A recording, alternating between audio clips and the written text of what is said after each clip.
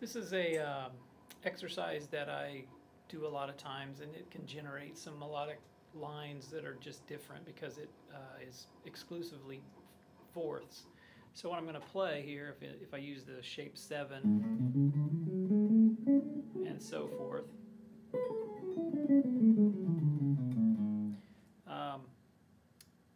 I'll just play the starting note and go up a fourth, and then the next fourth would be root and up a fourth, and then the second and up a fourth. So I'm starting on the 7th, play up a fourth, the root of the key, play up a fourth, second, play up a fourth. However, what I like to do is turn every other one around. So I'm going to ascend, then descend, then ascend, descend.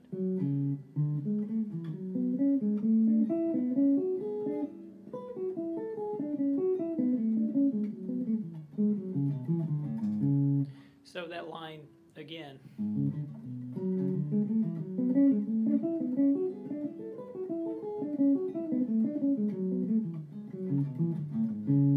If you think of it as a triplet feel, it adds some real interest because then you have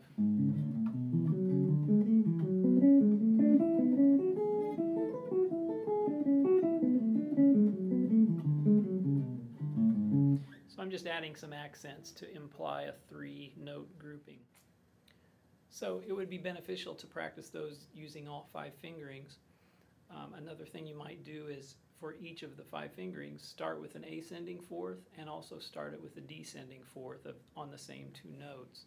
So the one I just played in shape 7, starting on the G sharp, I started with an ascending line. So I went ascending, descending, ascending. Again, all fourths. I'll start with a descending.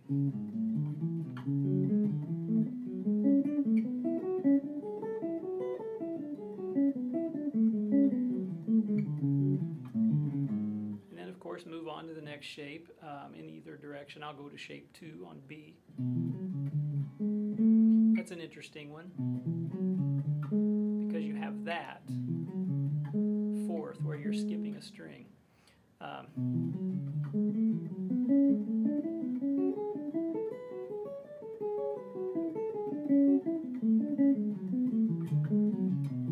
And as you notice as you're playing these, not all of the fourths are perfect fourths because that's the nature of the diatonic material from which we're creating these lines.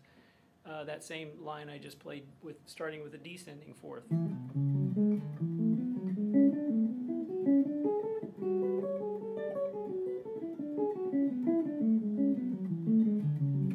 And so forth. So an interesting idea, and you could incorporate that into a line that doesn't feature fourths, some stepwise motion, and then incorporating those fourths will really change the complexion of the way your melodic content sounds and provides a lot of interest.